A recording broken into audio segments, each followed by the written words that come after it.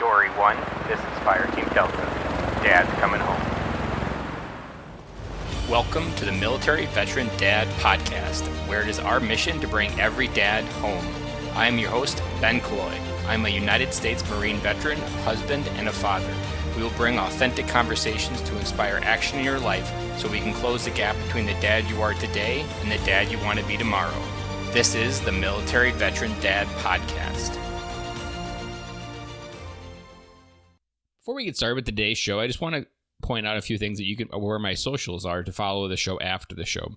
My Instagram handle is Ben_Cloy, Killoy. My Military Veteran Dad handle is @MilitaryVeteranDad. No spaces, no dashes, just @MilitaryVeteranDad.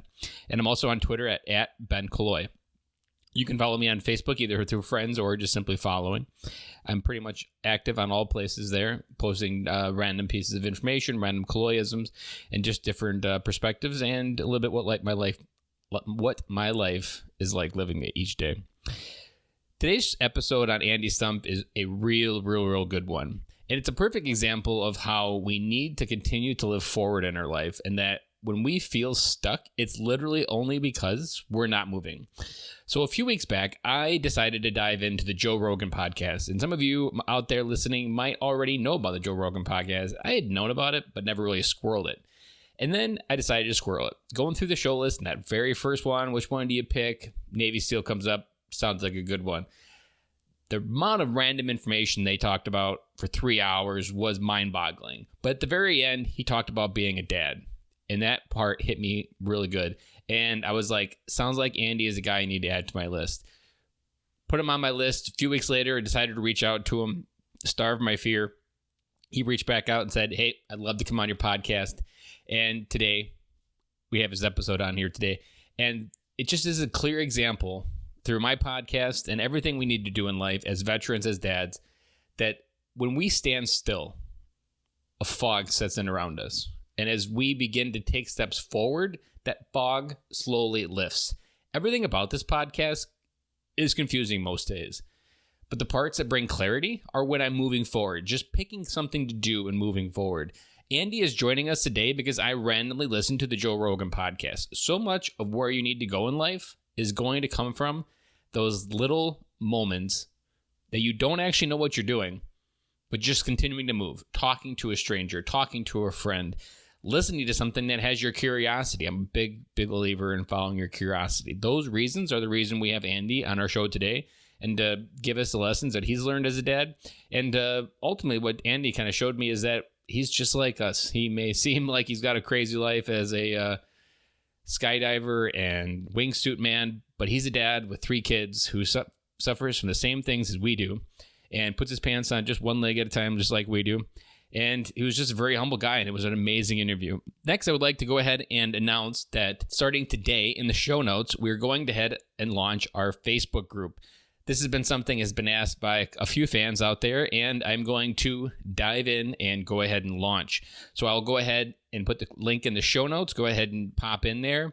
The Facebook group's going to be where we can continue the conversations from the show, continue to interact, where you can interact with me more, and then also just get that support. So much of being a military veteran dad today is just not knowing you're alone.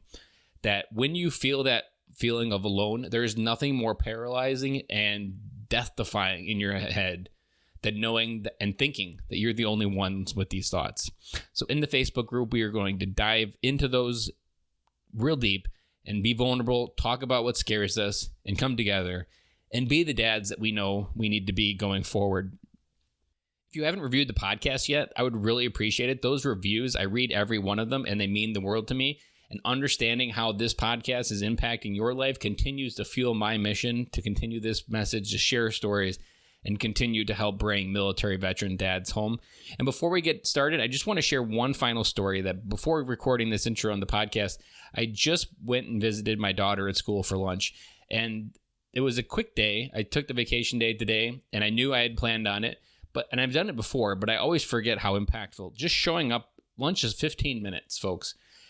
15 minutes of time where it's not even that great conversation, but just being there. Every one of those kids around her is always asking, "Are you her dad? Are you her dad?" Or what do you do? What's your name? They all want to know about you. They are someone that you don't understand, but they're a hero. And your daughter or your son gets to call you dad. And the amount of impact that you have on her social circles, just knowing that you showed up into their lives with that little bit of intention that day. And even I spent some more time on the playground with them, just jumping rope, swinging. Like, the kids just come swarming around you because they want to be connected to someone that's out there on the playground, because it doesn't happen very often. It's almost like a white unicorn. So if you have the opportunity to visit your kids at school, I can't stress enough how important that is, because on this podcast, we talk about every show. Kids spell love Time. And this was a simple half hour out of my day. And I don't know what seeds this is going to plant for her, but I know it's going to be impactful, and I know she's going to remember it. And it didn't cost me a dime. I packed my lunch here. I brought it. I enjoyed the time.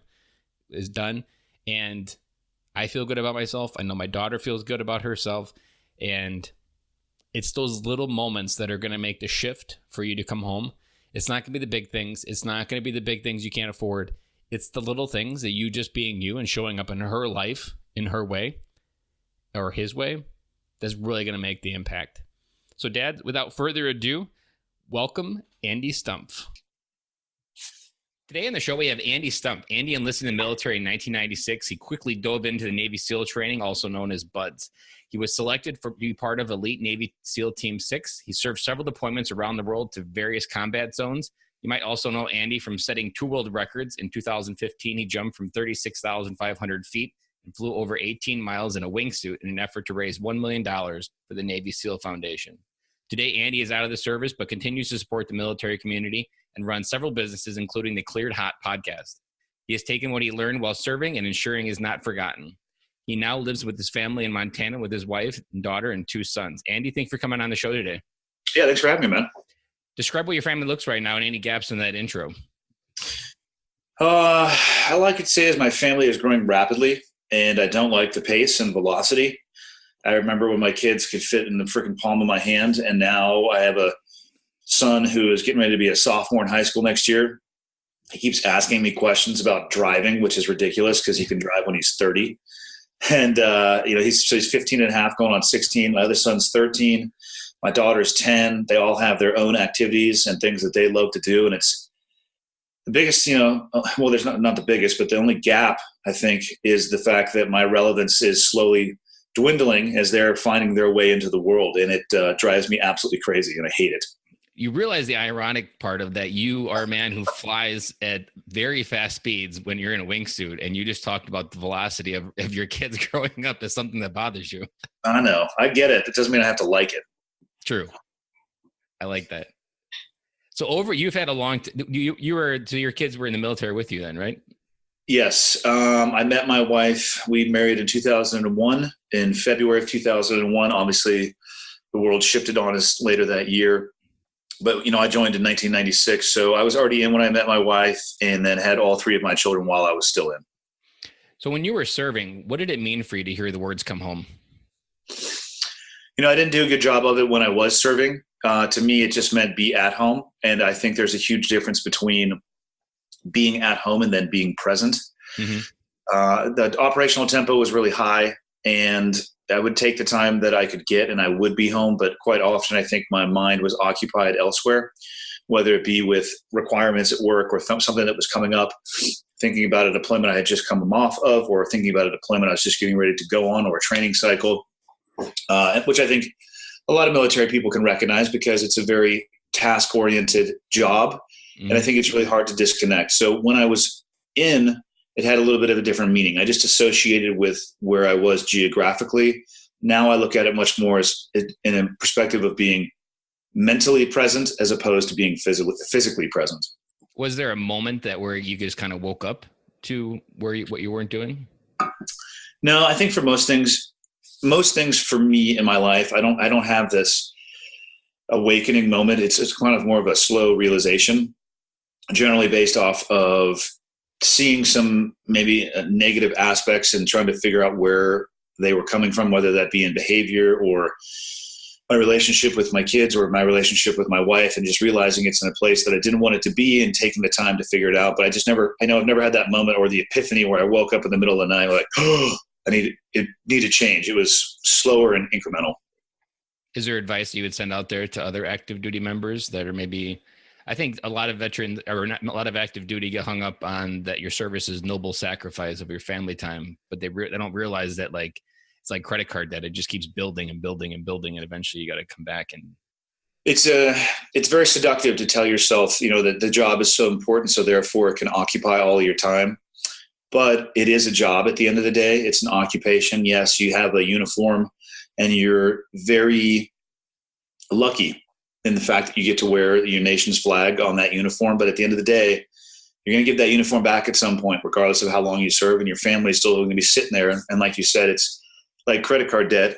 If you don't pay attention to how much debt you have, you might be filing for bankruptcy when you get out. So I would just tell them, I wouldn't tell them anything. My advice would be focus less on physically being there and more on mentally being there. I mean, obviously be there as much as you can, but then detach as much as you can from the job in those moments as well. So every podcast episode, I remind dads that kids spell love Time. Over the life of your kids, what are the simplest things that you've done with them that they remember years later? They are like, really? That's what they remember? I think more than anything, it's when I just taken the time to be with them and do what they want to do. You have these illusions of grandeur, like, we're going to take the family to Disneyland and they'll remember it forever because it's the happiest place on, which it's not. I hate that place. But that's my idea of something that I think that they would want to do.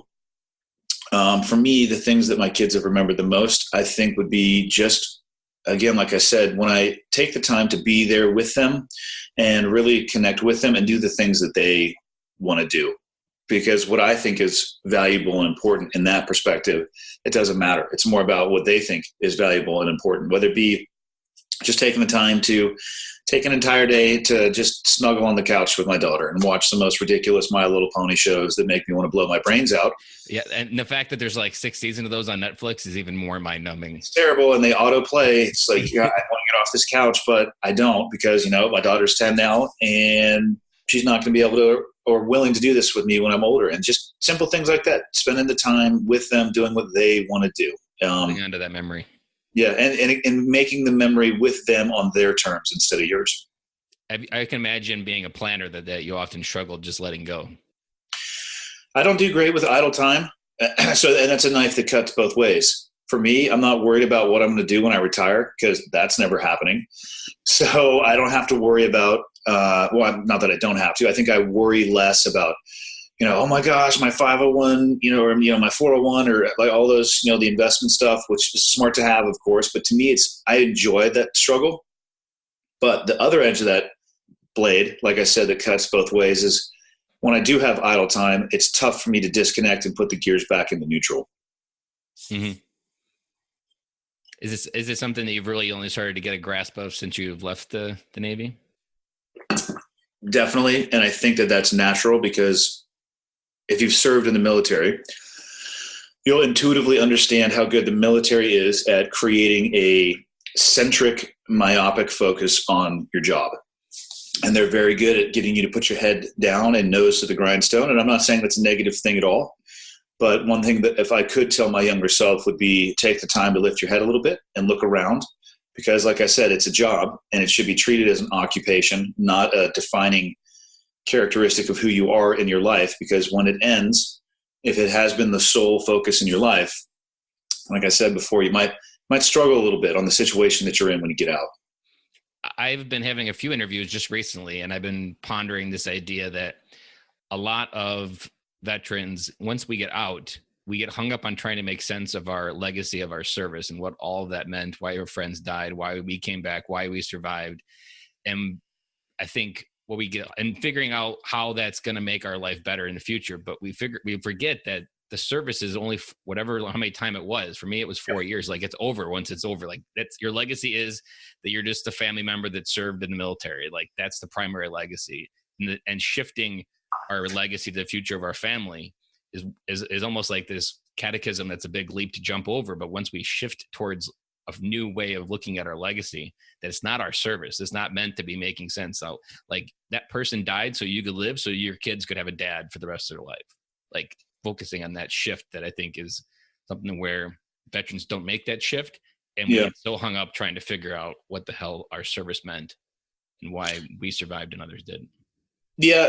Personally, I think I gave up on that because I can't make sense of any of it. Exactly. You can't. Yeah. I saw things that made sense and I saw other things that made absolutely no sense. And I'd love to get to a point where people are surprised to find out that I was in the military. I'm incredibly proud of my service. But more than anything, I'm more just in awe of the people that I served with. Mm-hmm. And I think the best way to honor them is to take the things that I learned from them, the examples, both good and bad, because there were, of course, both. People think or especially the SEAL teams, I think it's this utopia of perfection, which it's not. The best leaders I've ever been around were in the SEAL teams, and the worst I've ever been around were in the SEAL teams. And there's something to be gained from both. And the best experiences I think I've ever had were from the SEAL teams, and also the worst. And I want to honor the people that I was with by taking those lessons and then doing something with them that is completely non sequitur to the military. And I would love it for people to, years down the road, be like, oh, wow, that guy was in the military too. So not being defined by it, but using it as a springboard to just do something else. Yeah. And I can imagine as all those lessons of life, friendship and hardship and even leadership has something that you've maybe even helped coach your kids through and just help them. I try to. You got to do it age appropriate. It's I spent a good portion of my year doing public speaking and interfacing with brands throughout the world. And one of the biggest things I try to reinforce when I speak is that it's not my goal to militarize their organization. And I think it's important, especially for mothers and fathers, to do exactly the same thing with their families. Don't militarize your kids. Don't militarize the environment that you're raising your kids. You can take the lessons that you've learned in leadership and discipline and accountability and responsibility and fill in the blank of whatever you want that would look great on a Hallmark card, and do it appropriately with your kids, but do it with a soft touch as opposed to a guillotine. And you'll get a lot farther down the road. I like that answer. What do you want your kids to remember about you when you're 30? If they're at a bar talking with their friends, what do they hope to say about you? I would like for them just to say that I was always there for them and I was supportive of whatever they wanted to do, supportive of their goals, and it was my primary mission in life to enable their success. Is there one thing in particular that you do to help reinforce that idea to them? I think the biggest thing I can do for my kids is to set the example for them on everything that we've talked about, accountability, responsibility, work ethic, fill in the blank. I think the best thing you can do as a parent is to set the example that you want to see your kids follow. Because when it comes to, standards, if you want to have your kids hold a standard, it doesn't really matter what comes out of your mouth as a parent, because they do hear you, of course, even though it's hard to get the message across as they're into their teenage years. But they're also watching you. And if they see a divergence between what you say and what you do, what example are you setting there? Because then they have to pick between, well, is it what he says that's important, or is it what he does that's important? And if you want your kids to be responsible, and you talk about fiscal responsibility, right? But then you're in credit card debt and you don't have the ability to buy them baseball stuff when they need to go and start their baseball season because you've been financially irresponsible. What lesson have you taught? That's not enabling or empowering your kids. So if you want to talk about responsibility, you have to live it. If you want to talk about professional and respectful interaction with everybody that you encounter, you have to live it. You can't sit there and, act one way in front of people and then talk shit about them behind their back. It's the kids. It's amazing to me how much of a sponge they are. It actually infuriates me because I am just as human as anybody else. And I love to make mistakes. I actually don't, but I just can't stop myself from doing it because I'm human. And they are sitting there watching, learning, and mimicking my behavior every time I do so.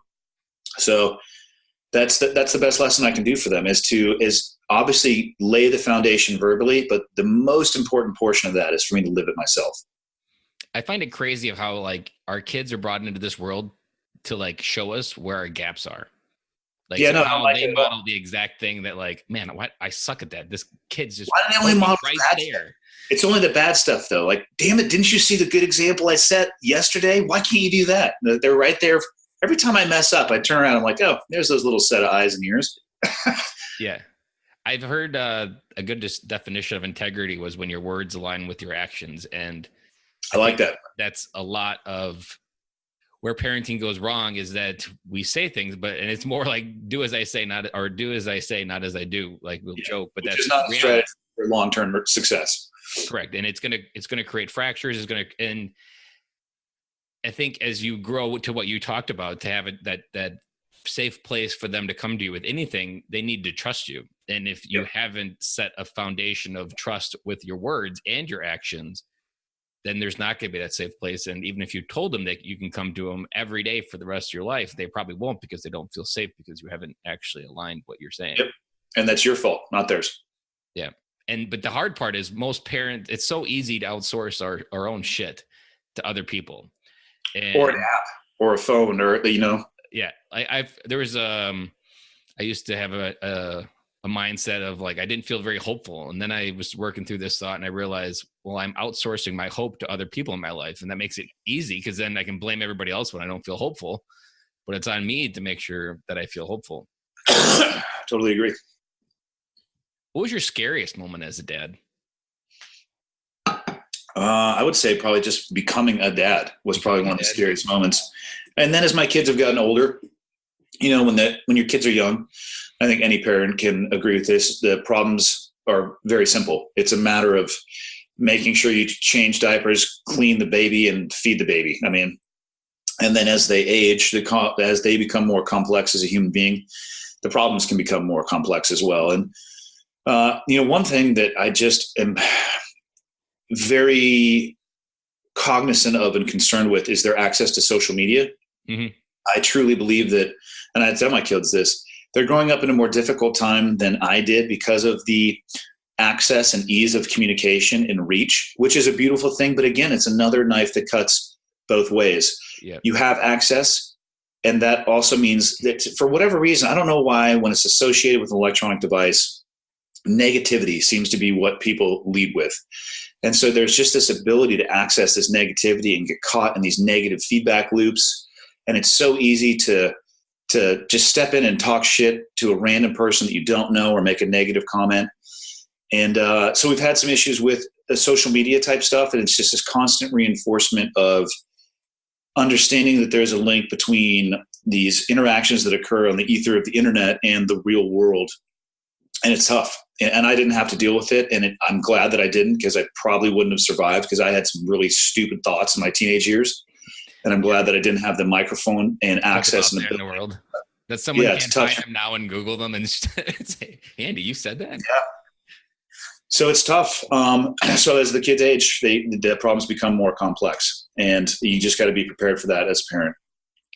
And I think so much of, like we talked about, where the kids are absorbing what's around them, social media, everything a kid sees, they attribute to a fact almost, without really any arbitrary of thought of whether it's real or not. And so it's very difficult to distinguish social media as not real, because it's physically on your screen, and they aren't conditioned to realize that it's just a bunch of electrons flowing, and that person's opinion doesn't matter. My oldest daughter is 7, and I'm constantly reinforcing to her that she's good enough, that she's beautiful, and that if just because it's like, even her brother will say something stupid to her, and I'm just like, do you think that was true? And she's like, no. And I'm like, well, your opinion of yourself is the only one that matters, because I can only imagine the world she's going to grow up into, where the amount of just comparing yourself to others. Like, I feel like for my daughter, my primary goal is just to get her to be okay with who she is and comfortable, and that her opinion is the one that matters the most. Because it's like, I had the same issue just in general. Like, you seek validation from others, and when you seek validation from others, you're gonna get hurt, and you have to be able to validate your own happiness. Yeah, their brains are still developing, and so they don't have the ability to really find the nuance. Just because, and I've had that issue too, just because it shows up on a screen, regardless of the size, from an IMAX theater to an iPhone, it doesn't mean it's true. That's the thing. I certainly agree with everybody having the right to voice their opinion, but maybe we all shouldn't have the same speed internet connection, because not all opinions are equally valid. And I think you've probably seen this as you travel, that one of the biggest gaps for most Americans is we don't take the time to add any depth to our view. that we just Yeah. spew out whatever was repeated and accepted as fact. And like, I have a mission when my kids get older that I want to travel the world, and I want them to understand poverty. I want them to understand what the real world is like, because Americans like to think we have a worldly view, but we really don't, even though we like to think we have the answers for everything. But we actually spend no time actually getting outside of our country to understand what the real world is really like. Yeah, I was researching it a while ago, and something like only 20% of Americans have a passport, and only 5% of those people actually use it. I was buying flowers for my wife the other day, and I was talking to the florist, and she's lived in the same 3 counties for all of her life and never really left. Which is a beautiful thing, but also that shapes your worldview as well. Just because you follow an Instagram page from France or United Kingdom or somewhere in Europe doesn't mean that you have an understanding until you can go and see it firsthand. I think experience the kindness sometimes, like get past the fear of the media. And I think that's one of the strengths of military service is the fact that you will get to hopefully, leave where you're from. Well, unless you are from where you're going to boot camp and where you're going to serve, you're at least going to get to travel inside of the U.S. You're probably going to get to travel internationally. So you're going to get to layer on some context of how the rest of the world operates, how they view us. And I think it's very grounding. I think it's an important thing to do. And for me, I've already, like, all 3 kids, they've all been out of the U.S. Multiple times. I try to take them on a trip once a year just so they can go out and see something other than, where we live. I think it's important for their context. Or is it a one-on-one trip? Family trip. Have you ever done any one-on-one trips? I have, but only inside of the U.S. Because I've heard this, so it's just more in my mind, is something to pay attention to, that by adding depth in those experiences, which most parents don't spend much time giving experiences, they spend more time giving things, that I'm hoping to help give them a view of the world so they can figure out how they fit into it. Because I feel like you can't go to school for 18 years and just assume you figure out how you get into it. And if you go by the American dream, then you're just going to go to college for 4 years, get a bunch of debt, start a family, find out your job you hate, you're miserable, you have debt, you have car payments, you have a kid, and you're just going to be in a life of misery. But I'm convinced that you need to get outside of your life to figure out how you fit into it at the same time.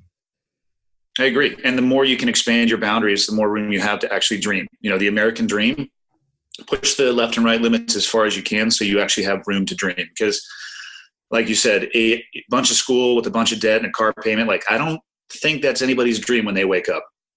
And somewhat the hard part is consumerism drives patterns. It wants you to stay in a pattern. So you drive to Target every week and it gets the same amount of Target items and the same amount of groceries, and that you don't actually get outside of your life, because that's what drives commercialism and people and capitalism to spend money. But at the same time, those patterns are what keep people mediocre and stop actually.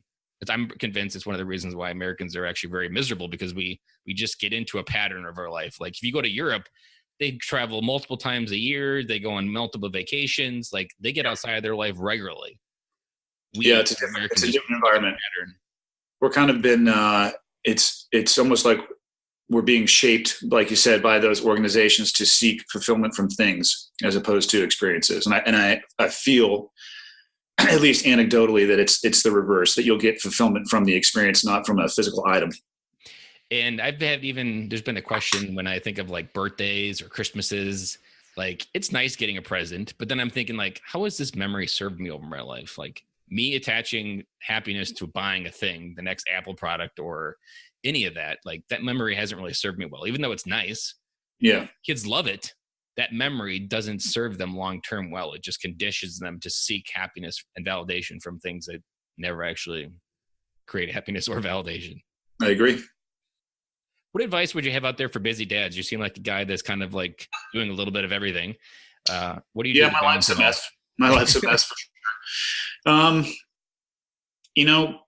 For me, like right now is before we start the podcast, right? So we're starting early, which is perfect. And I usually start my day early. For one, it's the only time in my day where the house is quiet, so I can crank through some work.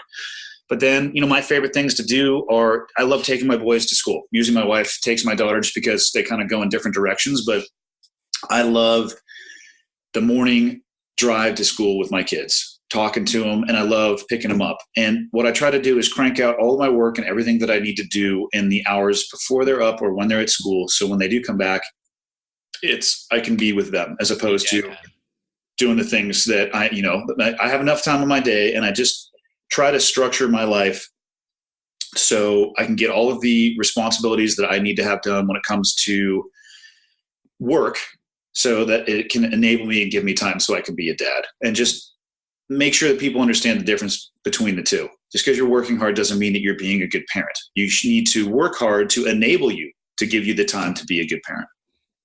Yeah. Even this podcast, I wake up at 5 a.m. on the weekends to go to Starbucks and work on it while my kids are sleeping. And then I come home at 8 o'clock and be dad for the rest of the day. Yep. And it's tough to do because you're like, oh, I don't want to, I want to sleep in too. Well, yeah, but you got to remember, your job is to empower and enable your kids. So get up early, set the alarm clock, crank out the work, come home and be dad. And your kids will thank you for it later on, hopefully when they're 40 and you're almost dead. Yeah. And my goal with this podcast is to eventually create it as a business that I can be a stay-at-home dad, because I really want what you're having. Put them on the bus, get here. And I hate that I have to go do a job every day. And I'm ready for that part of my life to be over, and I'm ready to just be dad. Like, that's where my heart is attracted to most right now.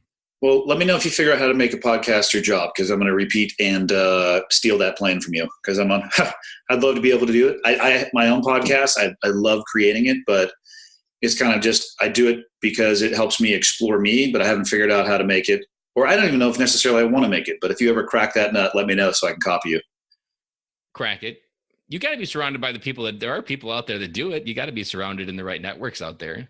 Yeah, but honestly, I do know quite a few people who are pretty big in the podcast world, but we never talk about it. I mean, because they're just my friends. It's just, I actually forget most of the time that's like Rogan's a good story. Yeah, it's like, I mean, he's just my friend Joe. I've known him for a couple of years now. He's a great guy. And then when I'm sitting on his podcast, I go, oh yeah, I forgot that you do this. So it's not primary in our relationship for sure. The Joe Rogan Podcast is where I found you, because I was diving into him randomly. Yeah. And I saw Navy SEAL, and then I was like, okay, I'll listen to this one. And then it was my very first episode. You were the very first Joe Rogan I listened to. Yeah. No, he's awesome. 3 hours. That's crazy. And then when you mentioned you're a dad at the very end, I was like, golden. I can ask him to be on the podcast. So he's cracked a nut for sure, but there's only one Joe Rogan in the world. So my piece of advice for people is don't try to be Joe. You need to be yourself. Yeah. Because you hear it all the time. I'm going to be the next Joe Rogan. It's like, I don't know if you are, buddy, but aim high. Aim high, but aim. And I've actually aim reasonably. Aim high, but aim reasonably. Is when people have an idea is like, well, is it worth waking up at 5 a.m. on the weekends to sacrifice sleep for? And probably the answer is no. And they're like, it's probably not the right idea, because it's just an idea. When I started this, like, I started going faster. I was more committed. I was more willing to wake up at 5 a.m. Before, there was lots of days where I wasn't willing to wake up at 5 a.m. And like when you can wake up at 5 a.m. to put your time into something, that's when you've got the right idea. Yeah, you're on the right path. When hitting the off button on the alarm and getting out of bed is easy, you're on the right path. Yeah, I'll definitely keep you in touch, and I'll let you know when I figure out how to be a stay-at-home dad from the podcast. That's what I'm talking about. What do you want your family's legacy to be? My family's legacy? More than anything, I want them to be an example for other people. I mean, it really is that simple for me. The best thing I could ever be remembered for would be to have 3 amazing kids that went out and changed the world. So for me, it's not even about me. It's about my kids and what they want to do, and just empowering and enabling them. I was just talking in a podcast I was recording yesterday that I've always liked Steve Jobs when he describes making a dent in the universe. And I was like, well, if you imagine the universe is a wall, and he had a similar legacy that he wanted, I was like, you want people to walk by that wall and be like, that dent was from Stumpf's. Mm-hmm. Yeah. And it's not going to come through me. That'll come through my kids. Yeah. And I think what you're talking about is focusing on them to make that impact. Like, that's purpose, which gives veterans what we belonging of where we can put our energy. And I think, honestly, I think this is the biggest thing that prevents veterans from moving forward, is because we just keep trying to figure out the past and forgetting that the future is really where the next legacy is going to be made. I completely agree. When you hear the 22 movement of 22 awareness, where does your mind go with that? If I'm being totally honest, I question that number, because I looked at the data of how that number was created. I mean, and I say that with nothing but love and compassion. Yeah. I don't understand suicide personally. I've never had suicidal thoughts. I just, to me, I don't understand being in a place where taking your own life would seem like the most reasonable solution. Having said that, I understand completely that there are people there who struggle with that. But I don't know if the number 22 is accurate. I think it is a very convenient number for people to put out to draw attention to it. Mm-hmm.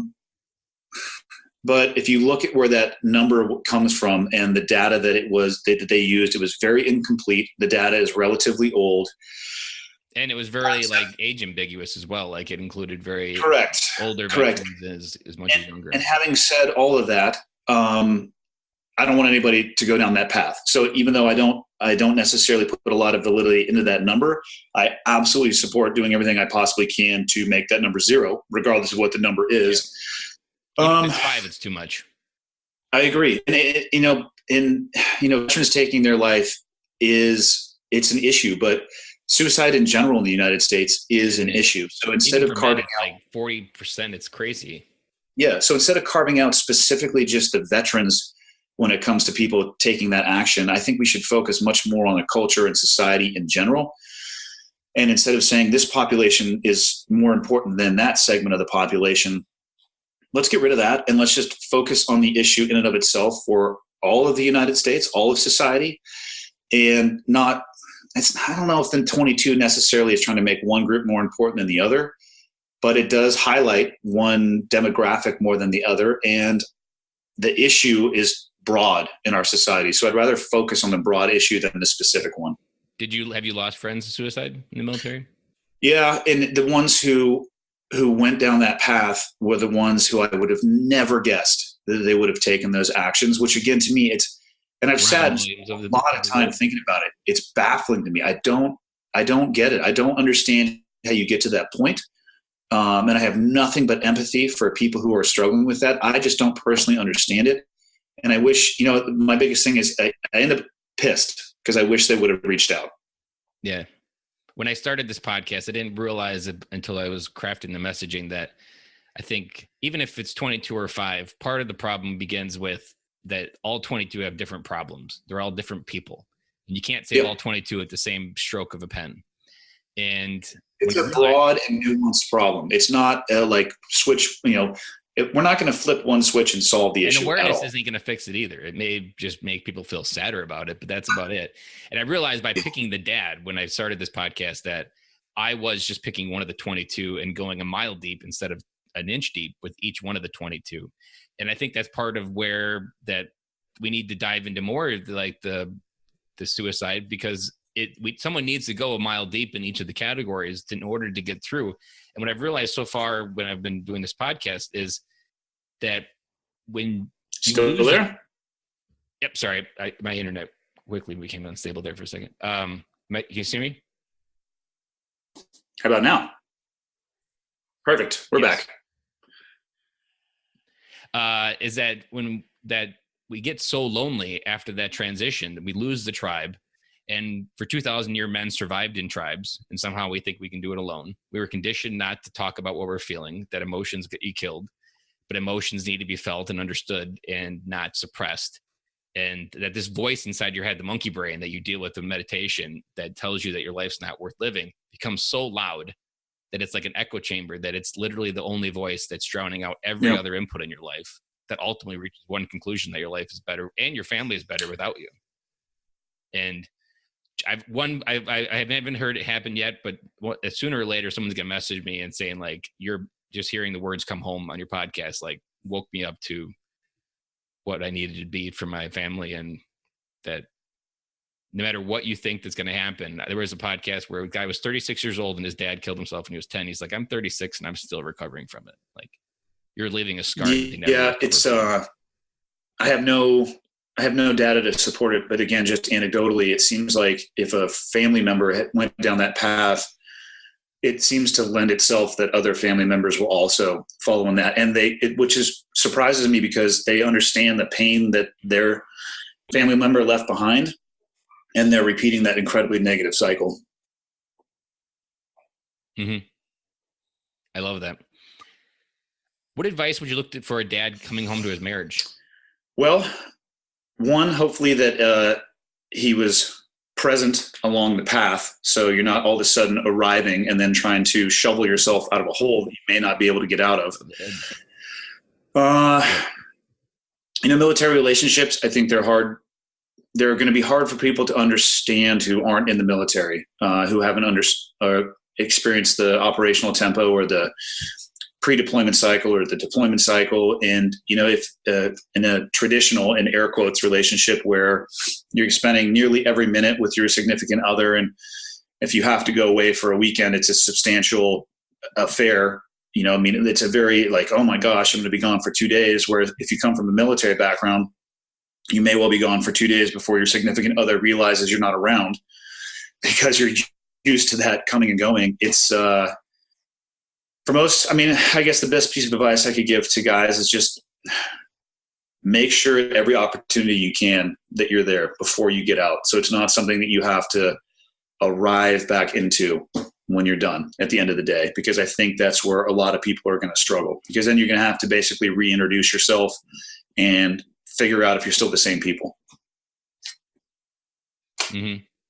And to figure out whether you're the same people, you're strangers. Did you do a good job dating your wife, continuing through marriage? Because I've often heard the advice, never stop dating your wife. She was the only one who could answer that question accurately. So, did you make a worthy attempt? I could have done better.